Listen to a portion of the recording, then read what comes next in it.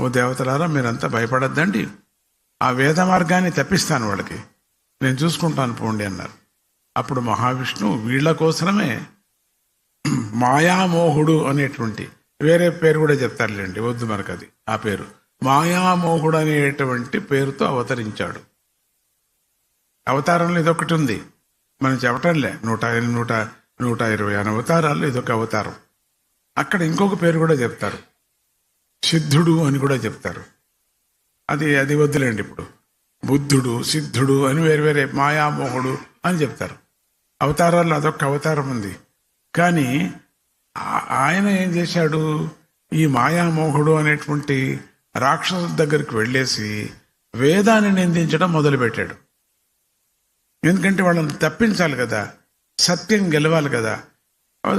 సంధ్యావందన, అగ్నిహోత్రము మొదలైనటువంటి కర్మలన్నీ వ్యర్థాలు, అవన్నీ అబద్ధాలు, నాస్తికత్వాన్ని అనుసరించాడు, రాక్షసులకు బోధించాడు, అపప్రచారం చేశాడు. అక్కడే మనకు చిక్కొస్తుంది, భాగవతంలో కూడా చిక్కొస్తుంది.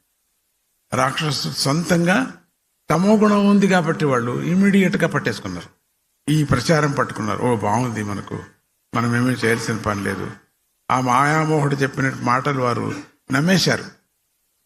ఆ మహావిష్ణు యొక్క మాయలో పడి రాక్షసులందరూ కూడా కర్మ చేయటం మానేశారు. వేద మార్గాన్ని గట్టిగా పట్టుకోమంటే బాగుండు, పట్టుకోలే, విడిచిపెట్టారు. దానివల్ల వాళ్ళ సవాస దోషం, పక్క వాళ్ళ దోషం, వాళ్ళతో మనది వచ్చేస్తుంది, వాళ్ళ దోషం మనకు వస్తుంది. చెడువారు స్నేహం చేస్తే వచ్చేస్తుంది. దానివల్ల క్రమంగా రాక్షసుల్లో శక్తి సామర్థ్యాలు తగ్గిపోయాయి. ఎందుకంటే క్రతువులు మానేశారు.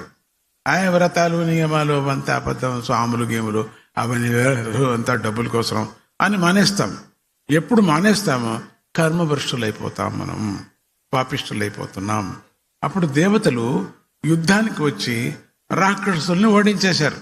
ఇదే టైం వీళ్ళు దేవతలకు చెప్పారు, వాళ్ళు మానేశారు, వాటి చేస్తున్నా, కానీ మీరు మొదలు పెట్టుకోండి.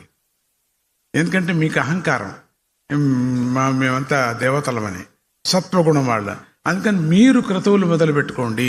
దేవతలారా, మీరు క్రతువులు మొదలు పెట్టుకోండి, వాళ్ళు క్రతువులు మానేసట్టుగా చేస్తాను అని ఈ మాయామోహితుడు, సిద్ధుడు, బుద్ధుడు అన్నాను కదా, అట్లా ఆ పేరుతో చేసేస్తాను అని చెప్పి అట్లనే అయిపోయింది. అట్లే అయిపోయిన తర్వాత వీళ్ళకి శక్తి తగ్గిపోయింది.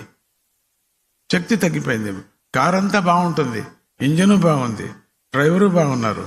2 కార్లకు టైర్లో గాలి తీస్తే ఏం చేస్తావు? అక్కడ ఏ స్టేషన్ ఉండదు, గాలి స్టేషన్. అయిపోయా, కారు బాగుంది, మంచి సీటు, మర్సిడీస్, డ్రైవరు మంచి అద్భుతమైన వాడు, తిండి కూడా అందరూ బాగా తిన్నారు, అందరూ బ్యాగుల్లో పెట్టుకుని ఫస్ట్ క్లాస్గా ఉంది, అంతా బాగుంది, ప్రయాణానికి సిద్ధం. అడవి మధ్యలో గాలిపోయింది, ఏం చేస్తాం? స్టెప్ని కూడా ఒకటే ఉండేది, 2 దాండ్లలో గాలిపోయింది. ఏం కష్టం పడాలి మనం. అది ఇప్పుడు గాడి ఇంకొక బండి వచ్చేంత వరకు కాచుకోవాల్సి వస్తుంది. ఇది తపతరపడాలి. ఇక్కడ ఏమైంది, గాలి తీసేసాడు వీళ్ళది. మినిస్టర్స్ కొడుకులు, అందుకని మేము రాంగ్ సైడ్లో పోతే యాక్సిడెంట్, అది సస్తారు అంతే కదా. అట్లా వీళ్ళకి పెట్టాడు, మీరు చేయండి, మంచి గుణం ఉండేవి, మీరు క్రతువులు చేయండి, మీరు మానేసేయండి. ఆ దాంట్లో ఏమీ లేదంటే నమ్మేశారు వాళ్ళు. ఎందుకంటే యాక్చువల్గా వాళ్ళు తమో గుణం వాళ్ళు కదా, అందుకు నమ్మేశారు. రాక్షసులంతా ఓడిపోయారు.